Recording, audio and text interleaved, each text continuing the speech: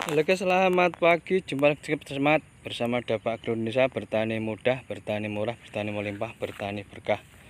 Pada season kali ini kita akan melihat, mempelajari, juga tukar pengalaman dan wawasan masalah tanah asam.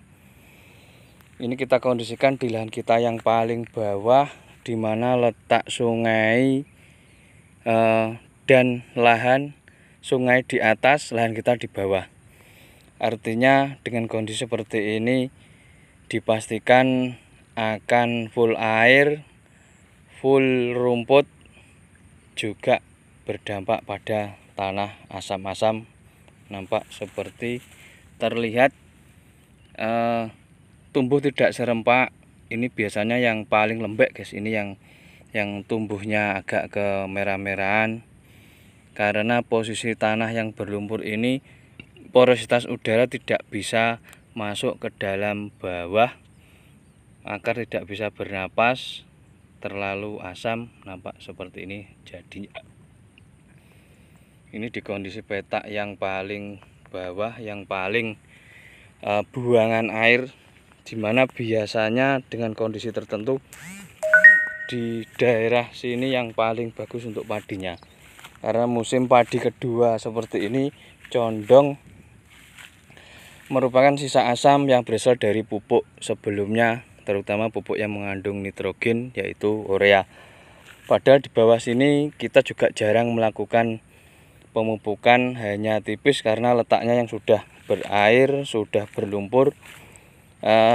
Terlihat di paling atas sana, kemudian sari-sari pupuk juga sari-sari air turun ke bawah. Nampak seperti ini jarang yang kita pupuk. Kenapa bisa terjadi asam, tanah asam? Memang salah satunya juga bersumber dari pupuk tadi, salah satunya juga penyebabnya dari kebanyakan air, tidak bisa buang, juga dari kondisi tanah yang terlalu basah, artinya tidak bisa mengering, tidak bisa berair, condong berair terus. Nampak seperti ini. Tanah asam biasanya merupakan kondisi pH yang menurun antara bisa 3, 4, 5, 6, namun yang netral yaitu yang di tengah-tengah antara 5,5 sampai 6,5. Ini dipastikan pH-nya kurang lebih berkisaran 4,5, karena ditandai masih tanaman juga masih sehat, meskipun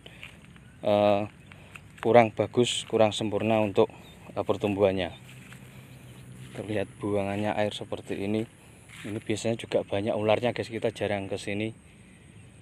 Alhamdulillah secara fisik, secara terlihat juga tidak begitu jelek. Nampak seperti ini juga melenuh-melenuh, nyepuk-nyepuk. Ini kemarin terjadi seperti ini karena terlalu berlumpur, juga tidak pernah dilakukan pembajakan. Ini karena bajaknya bisa tenggelam di sini, bahkan kompi juga tenggelam di sini. Akhirnya hanya kisaran pengolahan semampunya, sebisanya.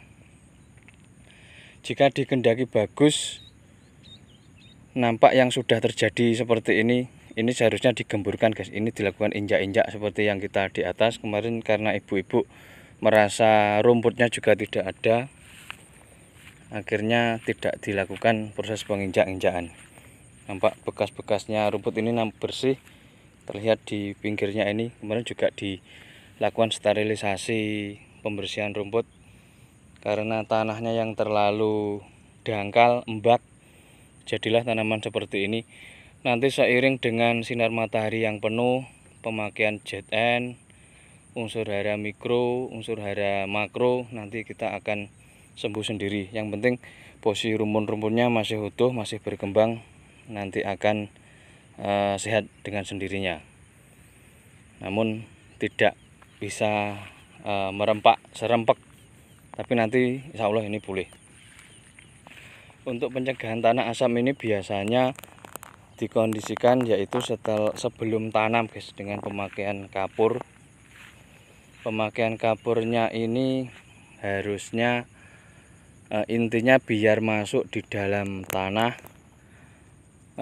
disarankan pasti diwajibkan yaitu sebelum pengolahan tanah, minimal bersama pengolahan tanah, yaitu dengan dosis anjuran dari pH sendiri. Sebenarnya dihitung dari pH-nya berapa baru muncullah sebuah dosis yaitu kapur dolomit.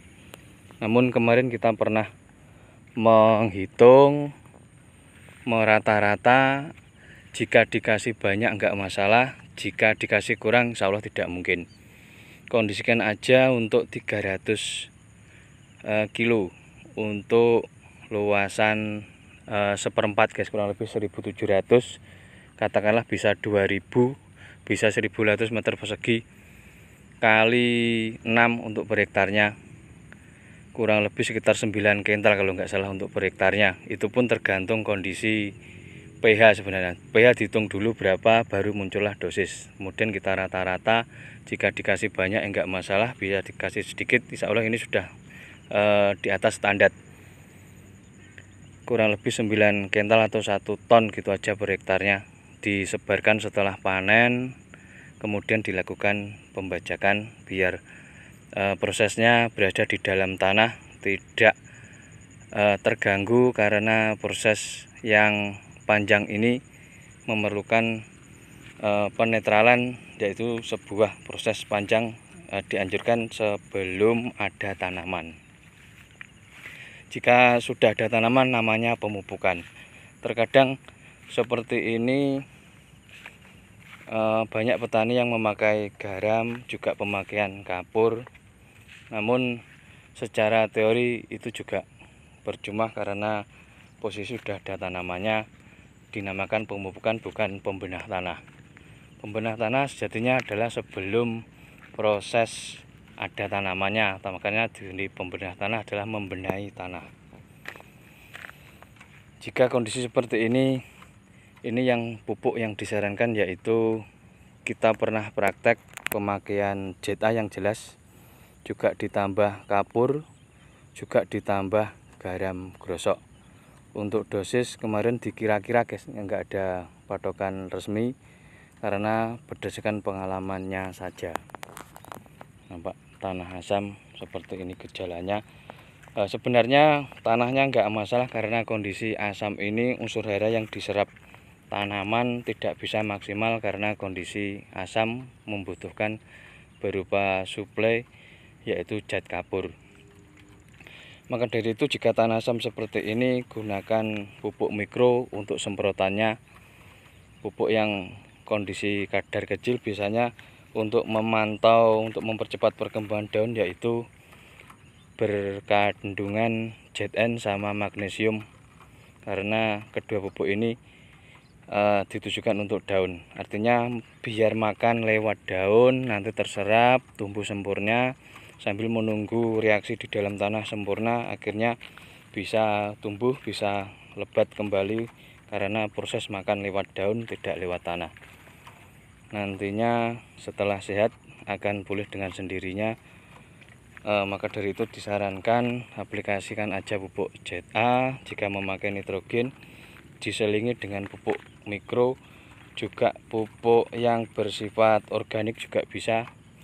Artinya sesering mungkin aplikasi lewat daun, karena dirasa lewat tanah sudah tidak mungkin karena tanah yang terjadi asam, akar tidak mampu menyerap untuk pertumbuhannya.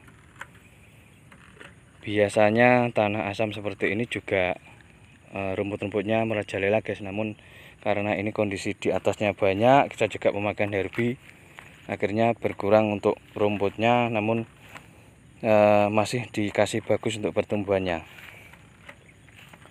Kurang lebih gitu guys untuk penjelasan masalah tanah asam ini, agar bermanfaat, sedikit pengetahuan.